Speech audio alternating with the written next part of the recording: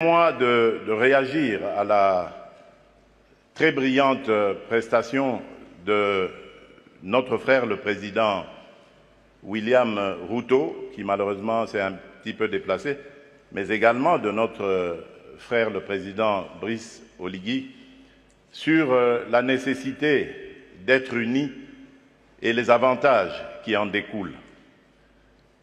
Je suis un panafricaniste convaincu.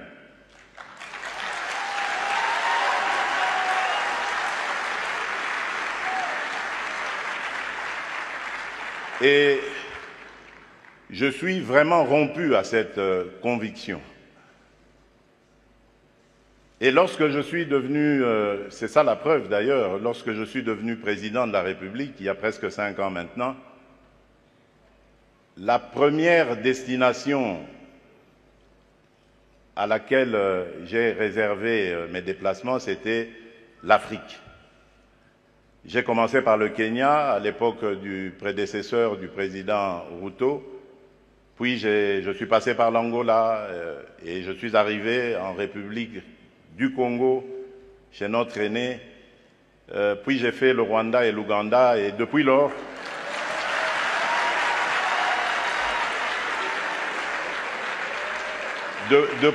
depuis lors, j'ai parcouru et visité tous les 9 pays voisins de la République démocratique du Congo.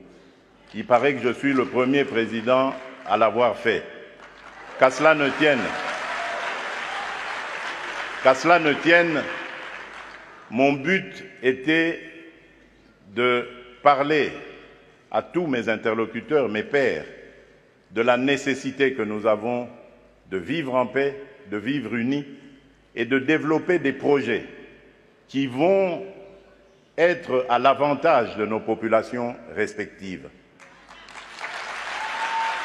Et je suis en mesure de vous donner, pour chaque pays que j'ai visité, chaque pays voisin, les projets sur lesquels nous avons commencé à parler, à nous organiser pour les développer. Donc c'est vous dire l'attachement que j'ai à la paix et à l'unité des peuples d'Afrique. Mais, car il y a un mais,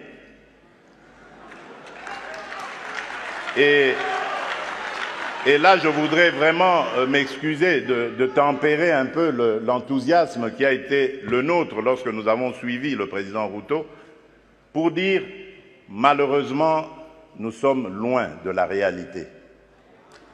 Parce qu'en ce moment, par exemple, où nous parlons de ce sujet très, très important, hyper important, la conservation de notre biodiversité, de nos forêts, il se passe actuellement dans le parc de Virunga, une des réserves naturelles les plus importantes au monde, en forêt et en biodiversité, un activisme armé qui met à mal cet écosystème,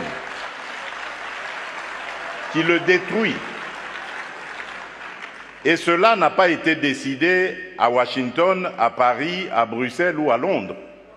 Ça a été décidé en Afrique, et plus précisément à Kigali.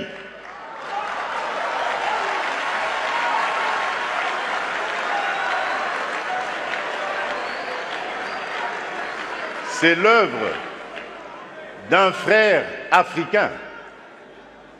C'est pour vous dire que nous devons bannir l'hypocrisie qui est entre nous.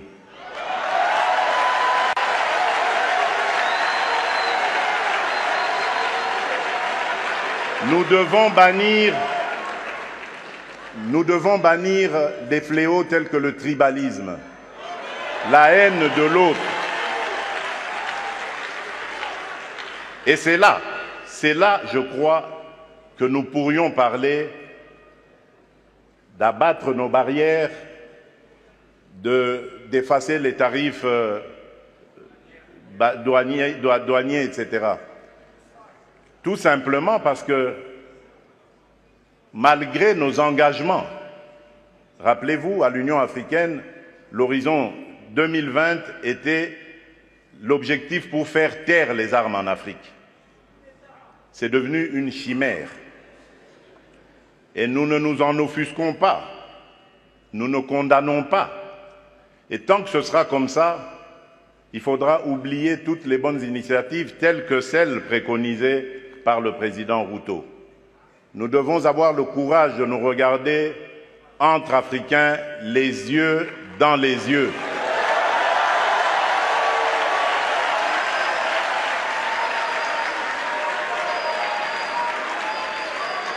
Et nous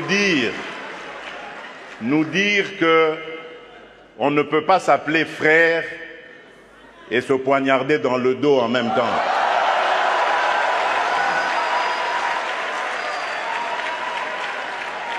Nous devons arrêter de rejeter nos responsabilités sur les étrangers non africains. La colonisation, ça fait une soixantaine d'années qu'elle allait terminer en Afrique. Ceux qui nous avaient colonisés, divisés, aujourd'hui ils ont compris le sens de la paix. J'en veux pour preuve la France et l'Allemagne, pour ne citer que ces deux pays, qui étaient les meilleurs ennemis dans le passé et qui sont les meilleurs amis aujourd'hui, le moteur de l'Union européenne. Tant que nous ne réfléchirons pas comme ça, eh bien ces gens-là, ces amis, ces partenaires à qui nous rejetons toujours la faute, ils continueront à nous prendre pour des irresponsables. Ils ne nous respecteront jamais.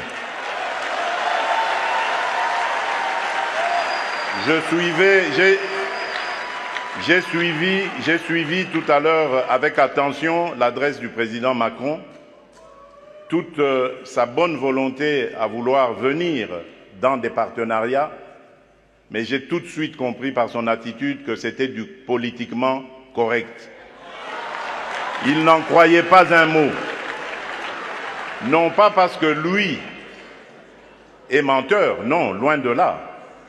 Parce que nous ne sommes pas sérieux, et eux le savent.